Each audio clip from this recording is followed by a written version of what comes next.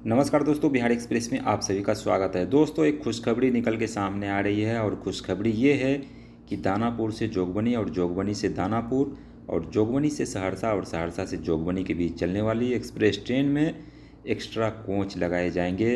Rail फेन के द्वारा की गई मांग को अपर रेल मंडल ने स्वीकार कर लिया है और उन्होंने ये ट्वीट करके जानकारी दी है। रिप्लाई में उन्होंने ये जानकारी दी है कि दानापुर जोगबनी एक्सप्रेस में एक हफ्ता के बाद या यूँ कहें कि एक हफ्ते के भीतर 5 एक्स्ट्रा कोच लगाए जाएंगे और 5 रैक के साथ एक्स्ट्रा रैक के साथ ये ट्रेन चलेगी, जिससे यात्रियों का भार जो है वो कमेगा और यात्रियों को एक सहूलियत मिलेगी इस ट्रेन से सफ़र करने में। वैसे तो आपको बता दूं, ये ट्रेन काफ़ी लेट चलती है, 3-3 4-4 घंटे तक ये ट्रेन जो है वो जोगबनी से सहरसा माफ़ कीजिएगा, जोगबनी से पटना पहुंचने में लेट हो जाती है।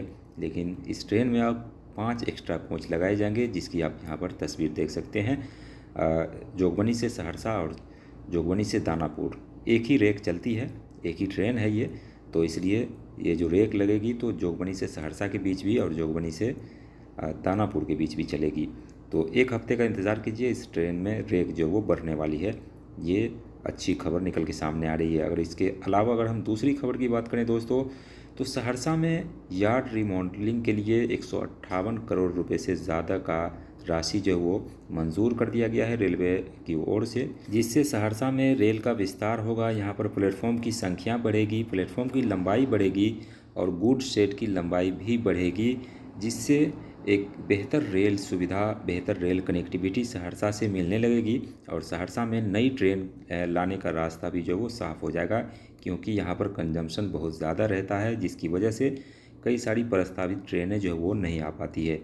इसके अलावा दोस्तों, अगर सहरसा की ही हम बात करें तो सहरसा में एक और खेल चल रहा है, एक और धंधा चल रहा है, काला धंधा चल रहा है, उसकी भी हम बात कर लेते हैं थोड़ा। यहाँ पर टिकट काउंटरों पर अवैध वसूली या फिर टिकटों की कालाबाजारी में सहरसा जो वो सबसे आगे है। आज से नहीं, दशकों से, 20 सालों से भी ज़्यादा से या फिर उससे भी ज़्यादा से यहाँ पर टिकटों की कालाबाजारी होती रही है और कभी इस पर लगाम नहीं लगाया जा सका है, क्योंकि टिकट काउंटर पर विजिलेंस की छापेमारी में 4 काउंटरों पर 2200, 2500, 3500 रुपये तक का राशि जो वो एक्स्ट्रा मिला।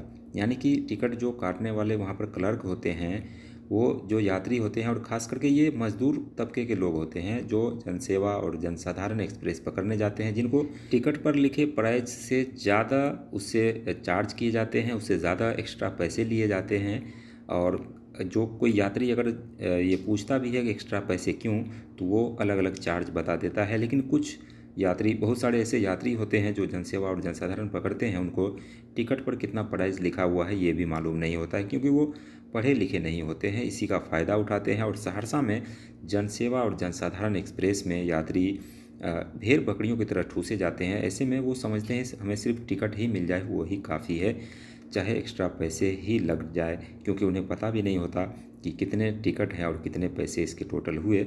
इसलिए ये काला धंधा, काला बाजारी जो है वो सहरसा रेलवे स्टेशन पर आज से नहीं, दशकों पुरानी है और इसको लेकर टिकट काउंटरों पर विजिलेंस की छापेमारी की गई है और इसी में ये राशि जो वो मिली है और बताया जाता है कि इस पर कड़े एक्शन होंगे। लेकिन ये सिर्फ अखबारों की सुर्खियाँ बनती है, न्यूज़ चैनलों की हेडलाइंस बनती है, लेकिन कोई भी एक्शन नहीं होता।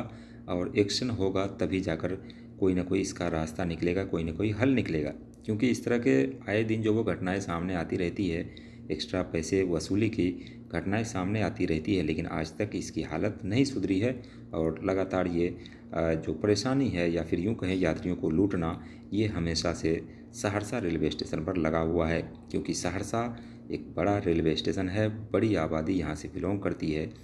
जनसेवा और जनसाधारण एक्सप्रेस जैसी ट्रेन पकड़ने के लिए यहाँ पर लाखों की संख्या में लोग यात्रा करने आते हैं और ऐसे में अवैध वसूली से कहीं ना कहीं ये जो टिकट काटने वाले हैं वो अपना जेब को गर्म करते रहते हैं। तो ये थी कुछ खबर जो मैंने आप सभी को बताया। बाकी आप क्या सोचते हैं हमें कमेंट सेक्शन में ज़रूर बताइए। चैनल को सब्सक्राइब कीजिए दोस्तों। मिलते हैं नेक्स्ट वीडियो में, तब तक देखते रहिए बिहार एक्सप्रेस यूट्यूब चैनल।